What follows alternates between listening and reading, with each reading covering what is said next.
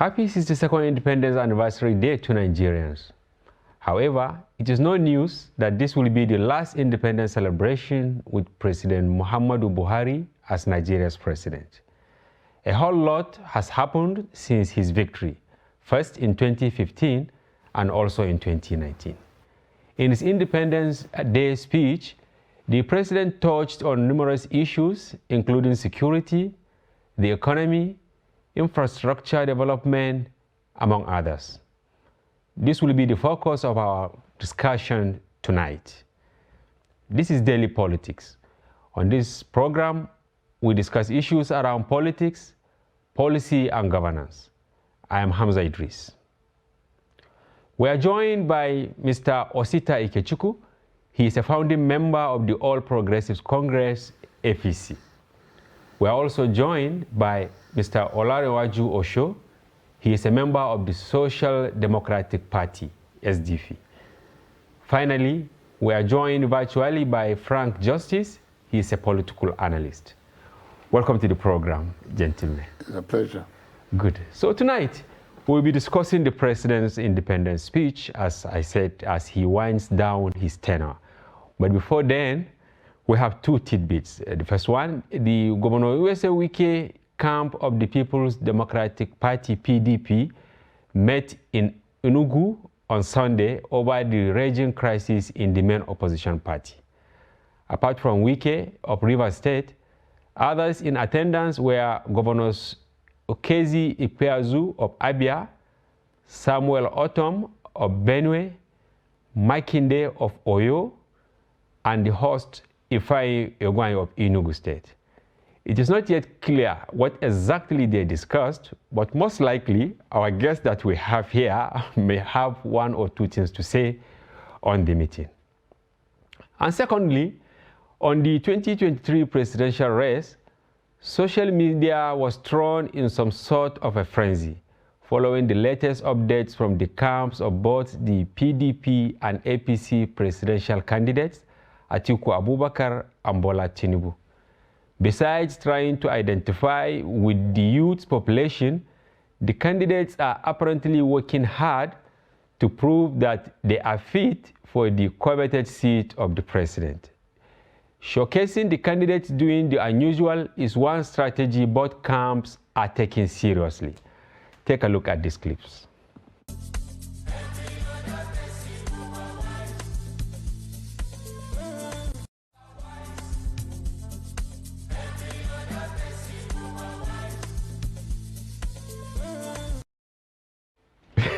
How did you see that?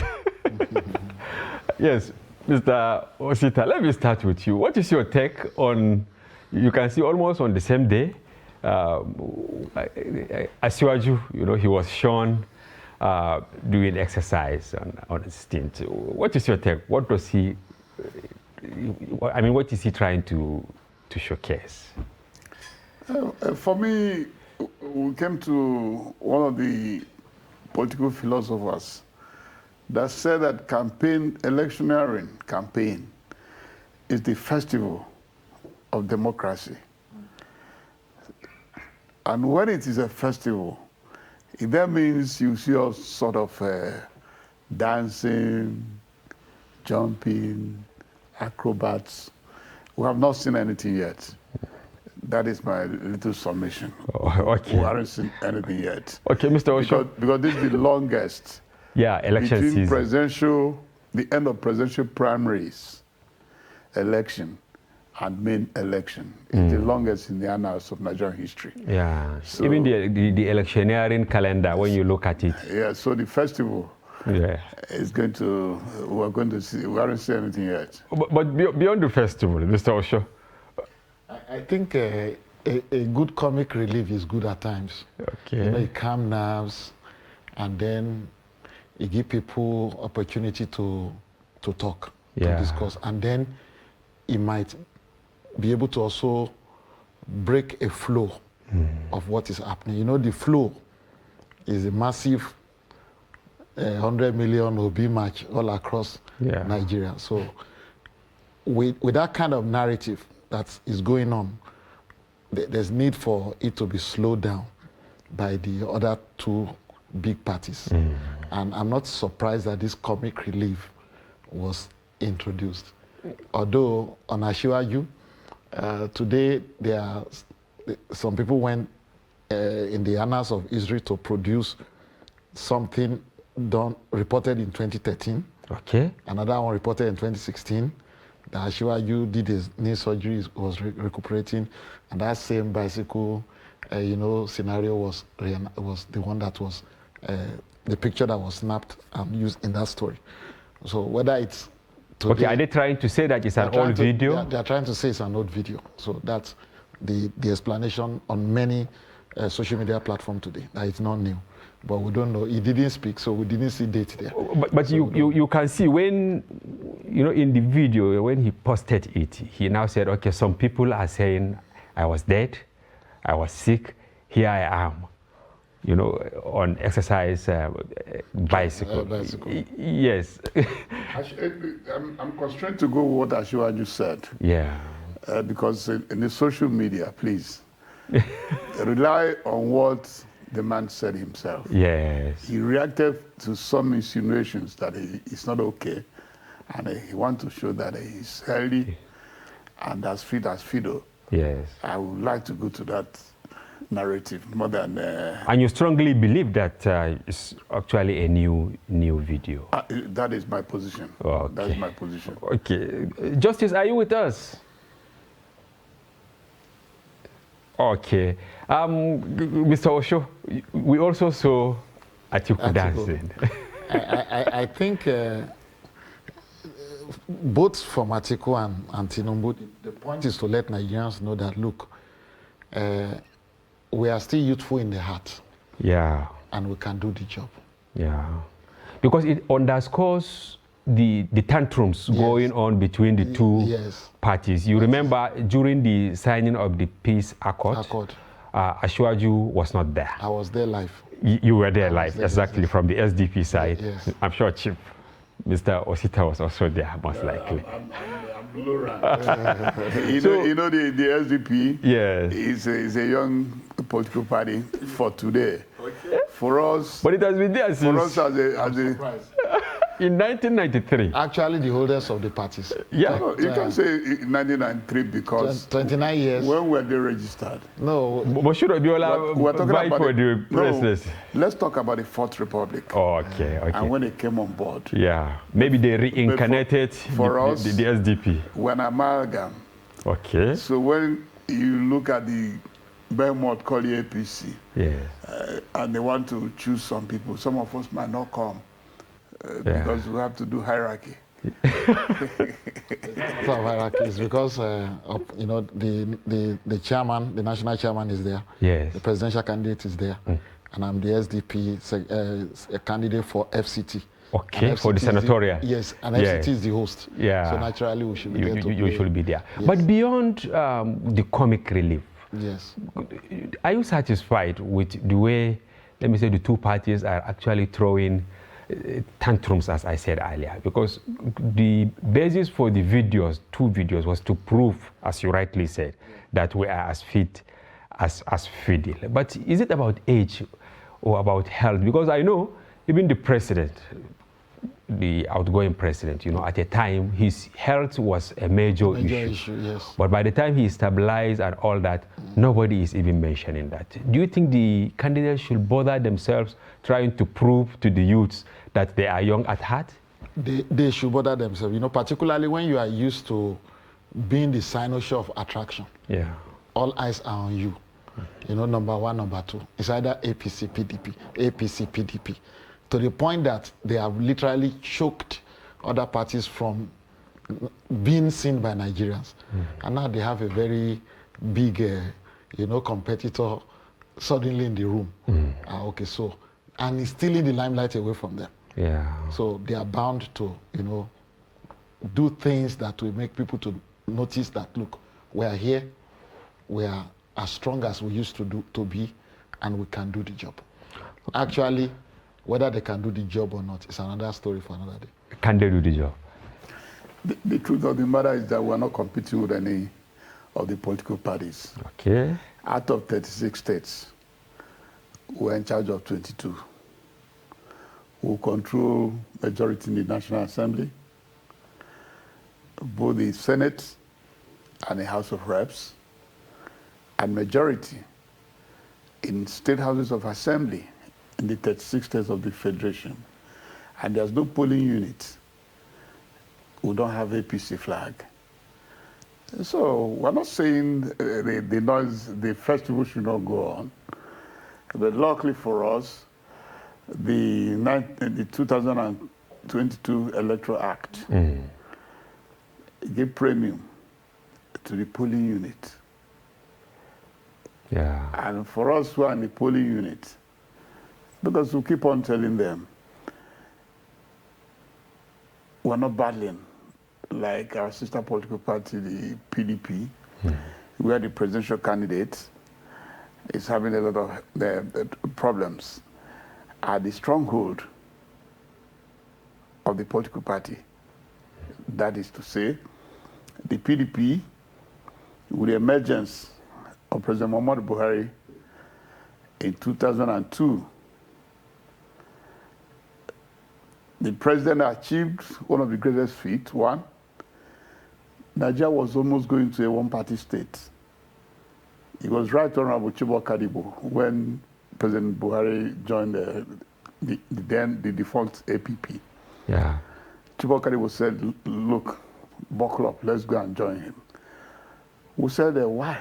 Is this so great because they just impeached you as the Senate president? Yeah. He said no. That the then president, Chief Olusegun Obasanjo, not only that he wrote it as a book, the need for a one-party state for Nigeria, but he had eclipsed the then Alliance for Democracy, the defunct Alliance for Democracy. Yeah, AD. I was almost working on the then APP to tear the APP to shreds until the emergence of President Muhammadu Buhari. So Chibok said, if Buhari did not achieve anything for the Nigerian state, he's going to make sure there's a multi-party system. That knowing his character and his antecedents, that is not the type that will be buy over to cross over to PDP.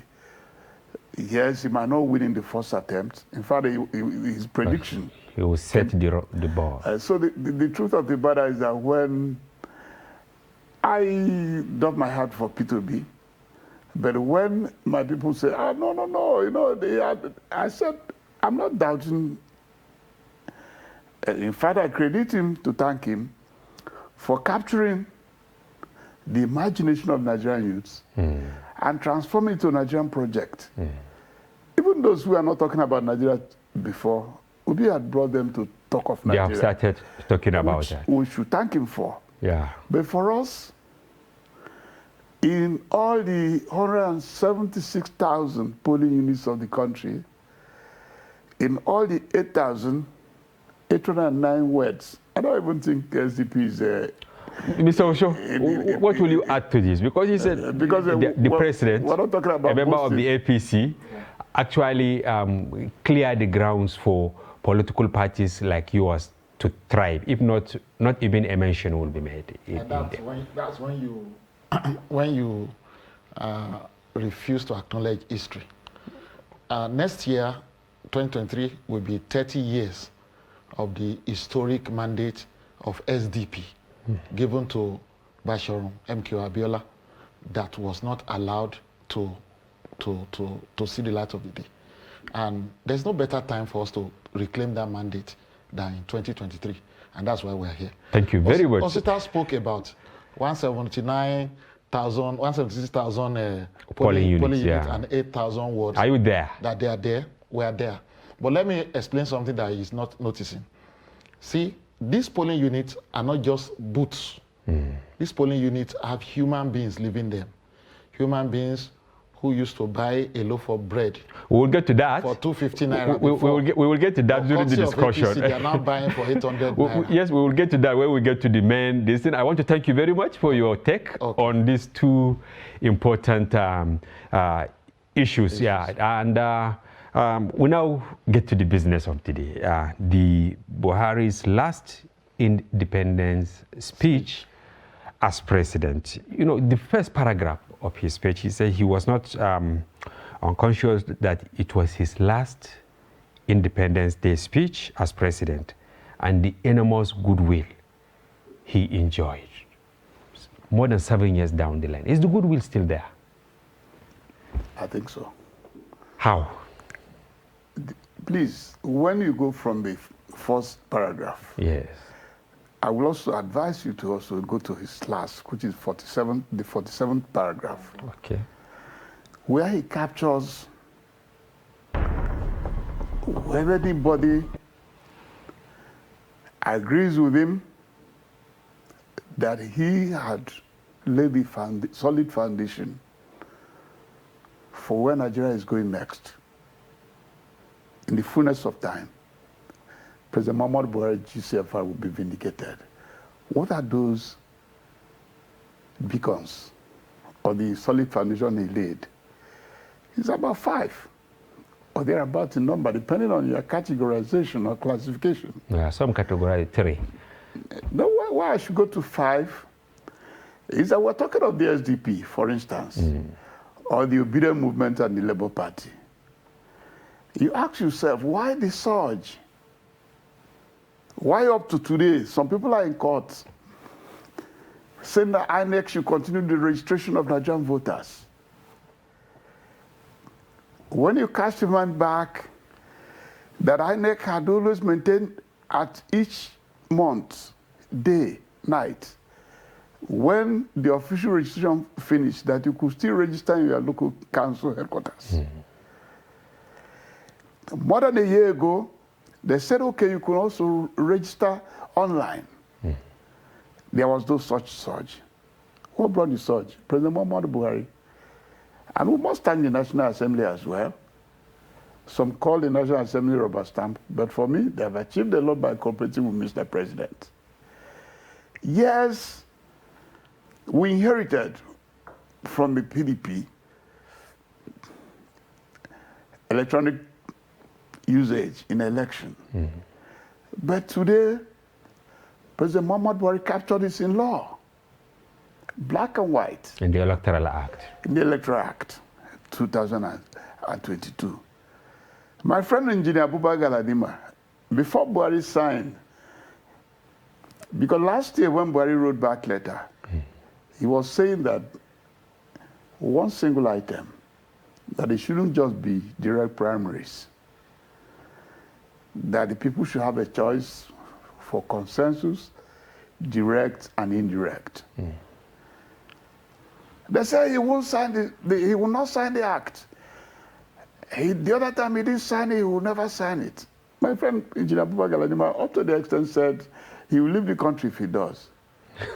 But I'm happy today that knowing that Buba is a patriot, that he'll be happy to be vindicated that Mr. President still signed it. Is he still in Nigeria? Not vindicated. That he's not vindicated. So, because if we were vindicated, it could have been bad for the Nigerian state. So I'm happy that Buba, as a patriot, will be happy that he was not vindicated. Because of that single act, where the average Nigerian voter, the sovereignty, he went to the United Nations General Assembly. He repeated it in his address to the General Assembly, that he's going to bequeath to the Nigerian state free, fair, and credible and transparent election. He repeated it in this speech, the independence speech, and he even gave instances of Edo, Anambra, Oshu elections. If I tell you the story about Anambra, you just weep. Yes, I'm aware, but I want Mr. Osho to come in here. Please. Before you continue. I said, is the president's goodwill going by the massive support he got in 2015 is still there? Do you think it's still there? The president lost the goodwill 6 months after he got his mandate. But he said that he was able to transform the electoral process. You see, Nigerians are very forgiving people. Okay. Very forgiving people.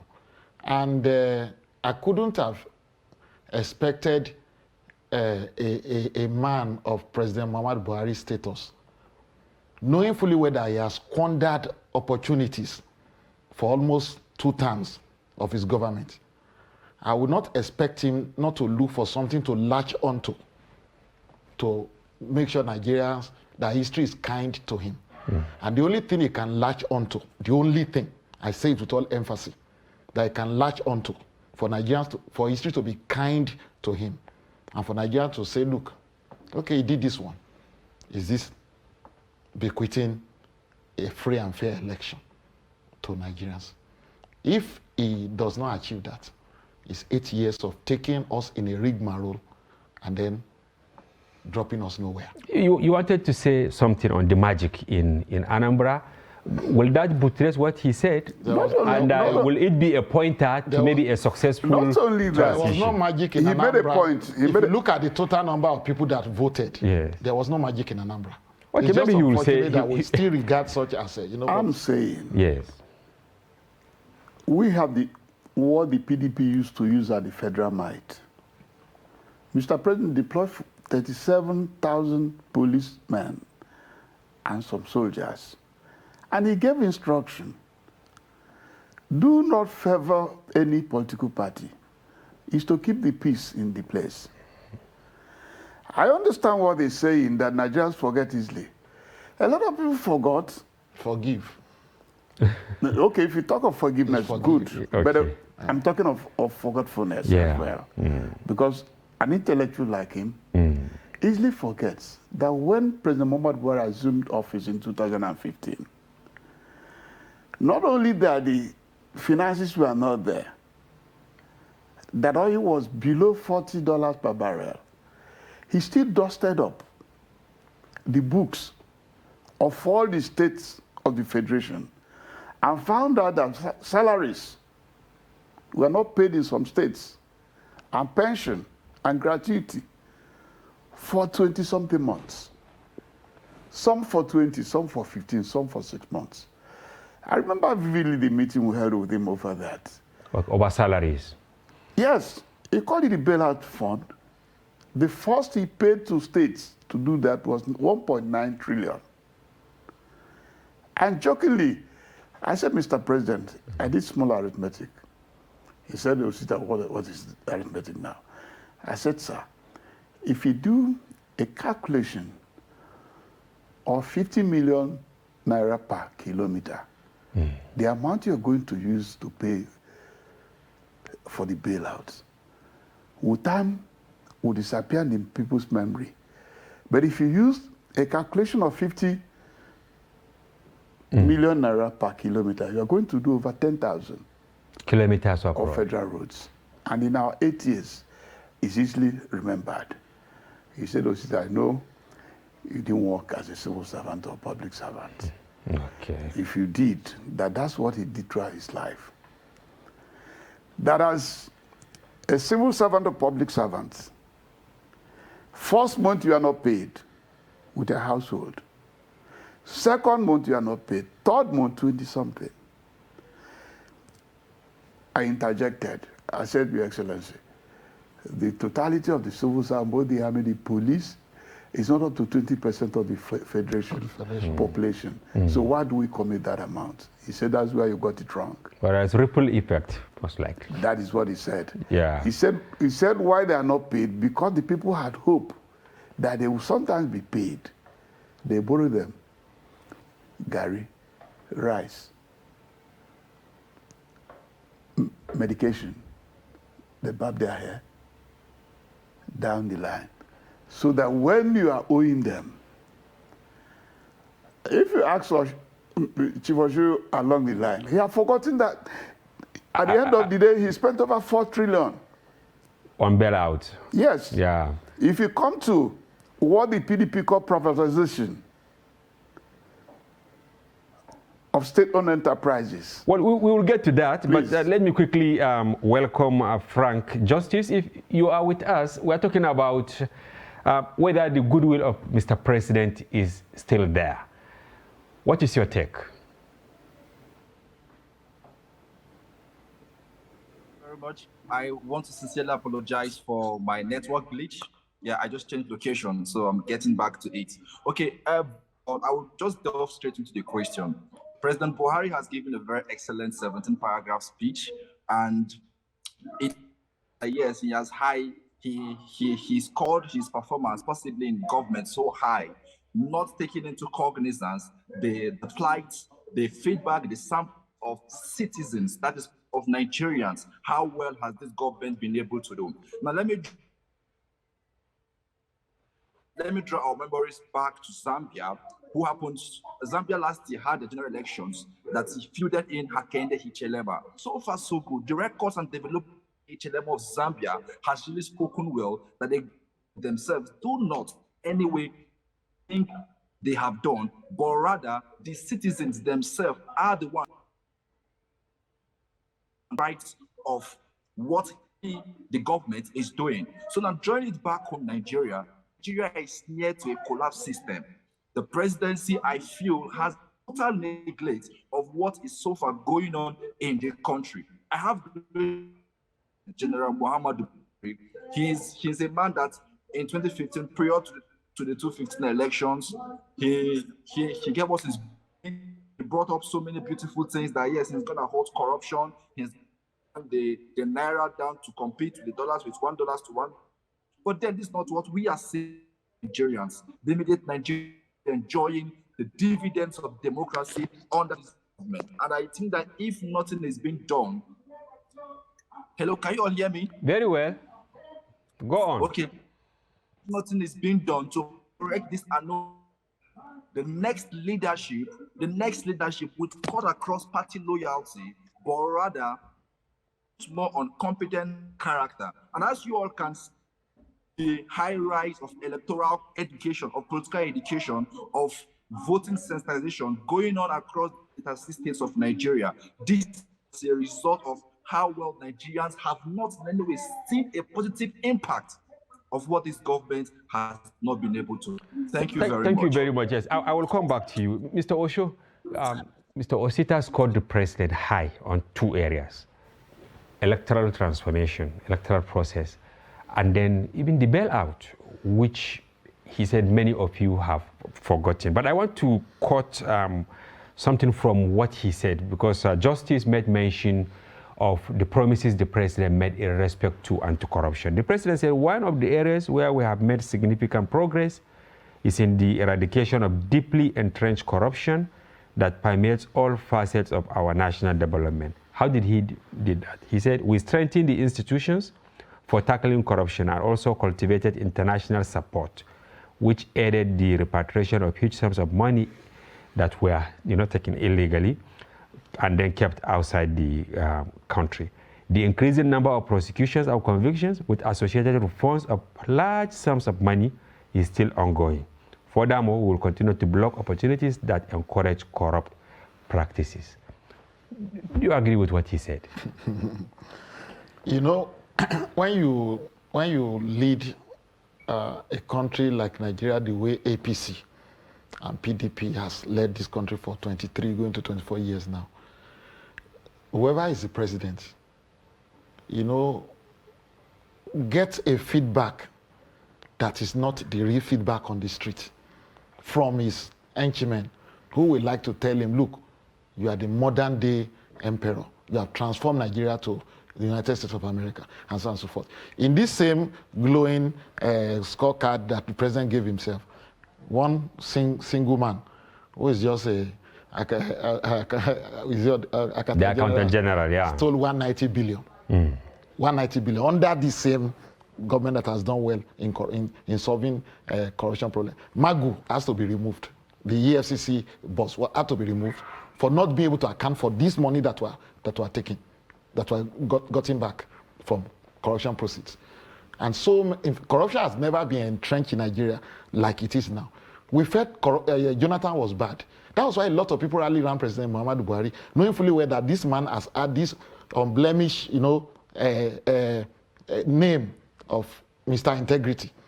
But look at it today. People even feel that they should go and apologize to Jonathan for kicking him out, because corruption is everywhere in Nigeria. Mr. Osita, in the public sector, in the president was sector, specific. everywhere. The president was even specific in the on what corruption he was able to do. watchdog agencies. But you can see Mr. Osho is actually trashing, saying that we've never had it so bad in terms of addressing corruption in the country. You know what happened to me now? Well, let's hear from Mr. Osho. I mean, Mr. Osita, yeah. If you go through that statement as well, yes. Mr. President balanced his speech.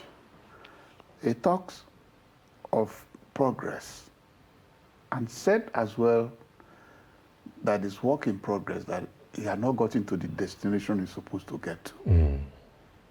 Why is he saying so? He's aware that nobody could root out the endemic corruption that had subsisted for decades in Nigeria under 4 years or 8 years. But when Osho could have been correct, if Mr. President had said, okay, Accountant General, because I appointed you, even extended his stay after retirement, let's keep it close. That is when you are not fighting corruption. Ahmed Idris was one of the directors. They competed for that appointment. And even when his retirement came, Mr. President extended it. But immediately he discovered that there were infractions. Where you could say he's not fighting corruption is if he had covered it up. Mention it. There are people who go to Mr. President and say, Mr. President, how did they allow them to pursue us? Mr. President will ask you, was there anything like that? If there is, please, go and sort your problem. And sort your problem. That is fighting corruption. Thank you very much. And I'm saying as well, that it's very easy to forget. Can we forget, though he's not a farmer, if we're a farmer, you know that post-1970, no regime invested. Yes, we will come to that when we take a short break. Please stay with us.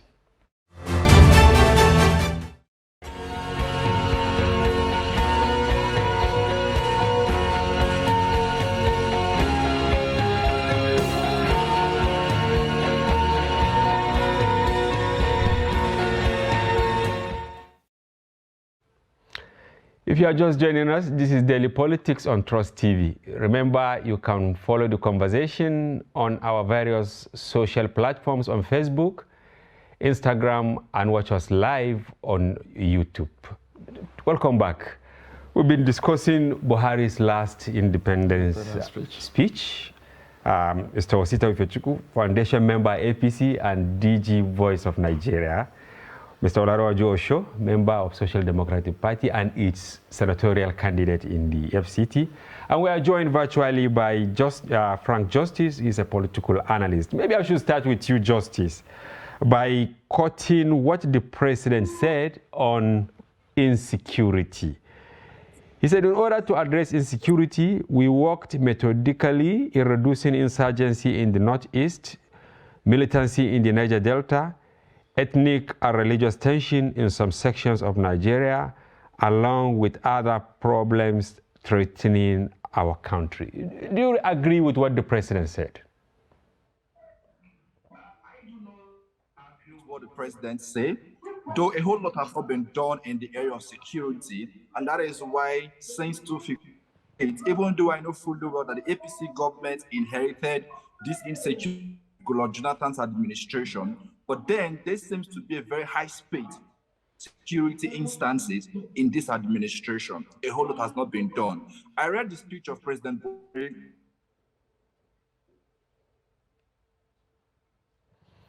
Oh, yeah, the network. Maybe before we get him right, Mr. Osho, the same question to you. That's a fight.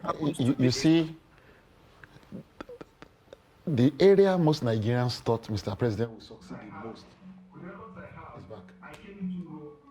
Okay, he's back. From May 2015 to May 2022, 39,086 persons has been killed, and these are records coming from DataFight. Now, how well do we account for the incessant killings going on, not just in the northeastern region, in the northwestern region, and some part of the north central region of Nigeria? The military has not really step up in their game, regardless of the fact that yes, funding has come into them. A lot has not been done as to that. So I do not in any way totally agree with what the president said. And I also want to bring your mind to the lines where he knows that a whole lot has not been done in security. That is, there have been no near perfect mechanism to curb the insecurity issues in Nigeria. The solution, they keep on profiling solutions, but then we don't see the light of those solutions. Thank you. Thank you. Okay, Mr. Osho, before we get to Osita to respond. One area where Nigerians thought that our president would have done excellently was the area of security. Here's a general, war general, army general. But the problem started when right in his cabinet, security architecture, there's so much division. And if a house has a crack, all manner of things can enter. Now, Justice reeled out the statistics, over 39,000 within a split of. But let's look at Abuja. Right under our nose, insurgents attack the maximum prison and took away all the people that belong to them in that prison. You see, there's a man that came from Niger State. He schooled abroad. He came back home to come and invest, and he started a farm in Kuje there. He was killed and buried right inside his farm by people who came to steal things that belonged to him. So when you look at the security holistically, whether the herdsman crisis, farmer crisis, kidnapping, and all manner of issues that went on in that area, and the fact that despite the gallantry of our soldiers, we couldn't nip these things in the bud. We will not score President Muhammadu Buhari. You see, nobody can score 0 in an exam. So we are not saying President Muhammadu Buhari scored 0. But you see, Mr. Osho, for me, it's called like 30%, and that's not a pass mark. Mr. Ikechukwu said, you people, especially in the opposition, you easily forget. I don't know, maybe you will talk about Northeast. As Commander-in-Chief, he has the power to rein in all the, leaders of our security architecture and give them a firm, I want these things dealt with in 24 months. I want you to respond. But he was not present. So that maybe you remind them if there is anything. He was not present as Commander-in-Chief. Go ahead. That's why we couldn't achieve what we needed to have achieved. I enjoy his speech, so I don't want to interject in what he's saying. The truth of the matter is that security has two arms. Far back in 1986, the Nigerian intellectual box, Bala Usman, Professor Nimade, Leighton Zimiro, Claudia Ake, Professor Noli, and co. warned Nigeria not to go adopt the structural adjustment program. That is very easy to propound an economic policy. For them, that is nebulous, that says state and no business in business. That if we do so, in the next decades, there will be insecurity, palpable insecurity in the country. There will be gross unemployment, and Nigerians will be despondent. Along the line, instead of even looking at it with how to do what President Muhammadu Buhari was trying to do, trying to what is called the Anchor Borrowers Program, return people back to land, invest in infrastructure, both military and physical. The Dasukwi Gate. Today, we just had this week 34 helicopters from America. It's not bought off shelf. You've been planning for it. Not only planning. There was a time America had embargo where we couldn't have gotten the Super Tucano jets. It took President Muhammad Buhari's own diplomacy and his ratings across the world for us to be allowed to buy them. Ask them, with those equipment and others that we cannot mention publicly, is the security not being contained both east, west, and north? It's being contained because some of those equipment are now with us. It's only a president that thought deep, that knows it as he said, that would think along that line. He didn't go bazaar with it. Yes, like any regime, once in a while there are frictions. But at the Nigerian Air Force, at the Nigerian Navy, whether any regime, since after the Civil War, invested in armament, like President Muhammad Buhari, and what is the intendment?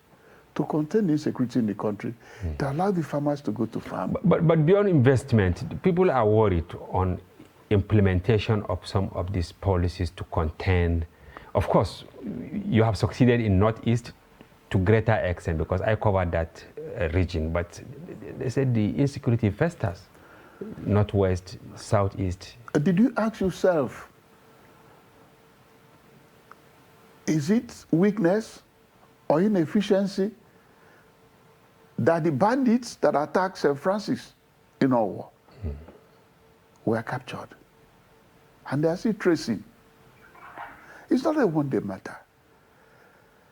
Was it inefficiency or failure that there's a containment in the bandits and headers farmers conflict across the country?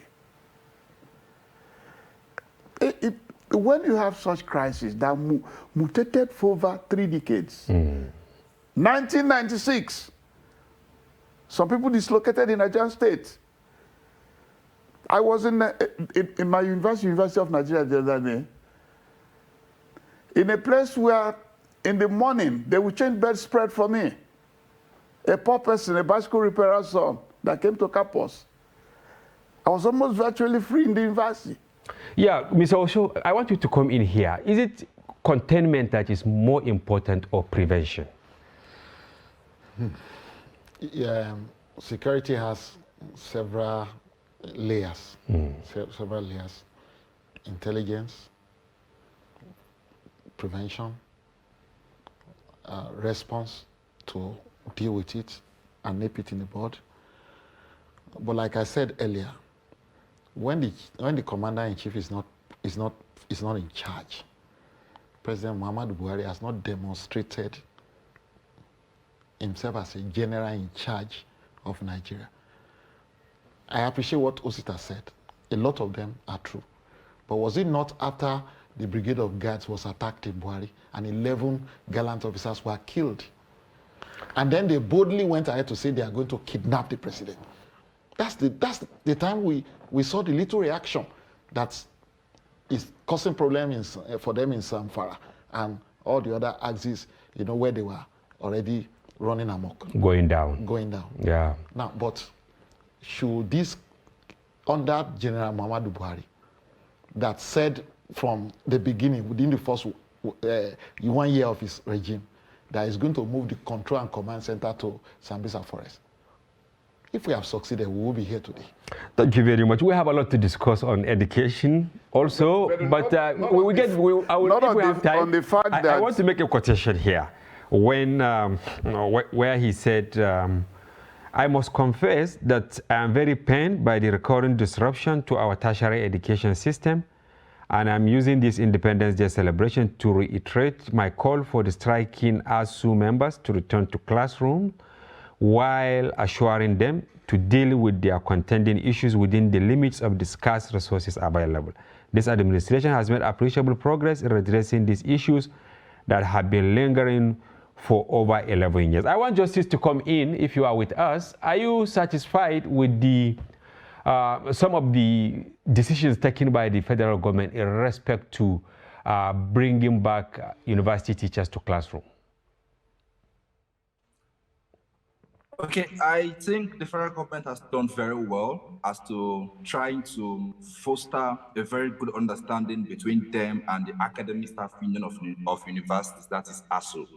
How, in the words of Nelson Mandela, he said, and I quote, education is a powerful weapon which you could use to change the world. And every government verily concerned as regards addressing and strengthening every educational plans they within to benefit its citizenry. Now, ASU has been on strike for over 7 months, and then the government has not in any way tried to at least meet over 80% of their demands. And now we keep on seeing the mass exodus of Nigerian professors leaving the country to other client educational of education, and the rest of them are not done. We could possibly say the last interface, the Minister of Education, ASU, and the Speaker House of Rep called for a meeting that would foster understanding. And we could see the walkout that was meted out by the Minister of Labor, Gige. That was spelling of understanding for us to possible call off the strike. A whole lot has not been done in education. The president, as far as I'm concerned, happens to be the grand commander. He has the onus, the funds et origo, to hire and fire any incompetent person in his cabinet, any person that would want to in his reputation as being the country's president. Because I believe that President Buhari would want to have a very beautiful legacy after office, that is come 2023. And if these legacies have been tainted on the figure that have been appointed to surround him, then I think the legacy would be so bad on the president himself. And that is why I give emphasis to the word hire and fire. Thank you.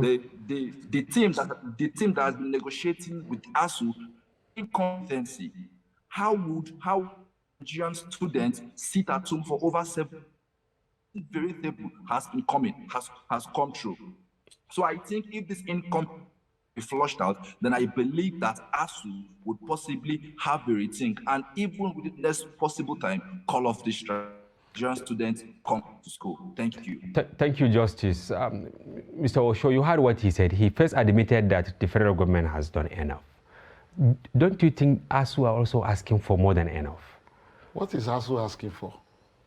You see, before President Muhammadu Buhari became president, ASU went on strike for around 5 months during the time of Jonathan. President Muhammadu Buhari shouted blue murder. He criticized the government so terribly. You will have thought that he will have a plan that under my leadership, this will never happen. Now, Justice said 7 months. We're in the 8th month already. What's the problem to the solution of this ASU government problem? You see, several years ago, and I like what Osita said, they were changing bedsheet for him in school. Okay, they are set, enjoyed it, then I joined them. Immediately I entered University of Lagos, they stopped that. So they didn't change bedsheet for me. They were some of the people that enjoyed it last. Now, when this crisis started, 83, ASU problem was there. 84, 85, 86. Then some professors came together and said, okay, how do we solve this problem permanently to make sure that our universities are no longer underfunded? And they asked themselves a simple question. What is our product? Our product are graduates. Who uses our product? Industries, companies. Okay, simple. They take our product, they don't give us anything back. Let's get tax from them. That's how education tax fund was established. But it is unable to solve the problem. How can we solve the problem? That's in 1 what minute, we solve the Mr. problem. Osita, Government has abused that process, in. and they are using that place tech fund now for giving contracts. Let them return it to where they beyond the request by ASU. In 1 minute, do you think that maybe introduction of tuition, so that parents are paying for their children in nursery and primary schools now, do you think introducing tuition among others will solve the financial problems of universities? It's not totally free in the university. I know fully well that there's a last meeting I had last night. Okay. In a few days, the issue might be over. Okay. On the fact that he was saying that Mr. President reacted because the bandits threatened him, That threat is talking about, because the Commissioner for Internal Affairs you're going back to insecurity. I wanted your point on. No, the point I'm making is that they didn't buy the Tucano jets. Okay. The Super Tucano jets or the helicopters and other equipment I will not mention here because Buhari was threatened. Okay. That threat was sometimes in March. Okay, good answer to that one.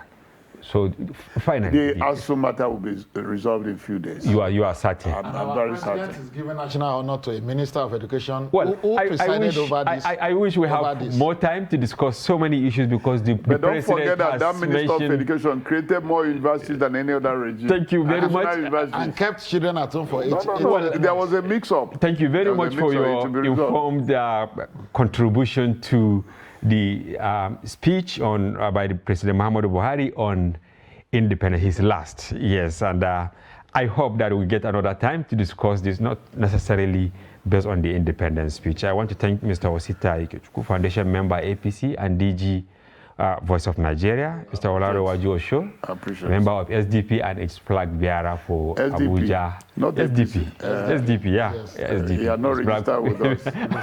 Flag bearer for the Federal Capital.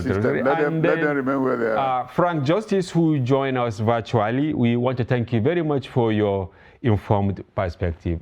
Viewers, this is where we come to the end of the program. Hoping that you'll join us tomorrow. Bye-bye for now. Happy Independence. I'm Hamza Idris.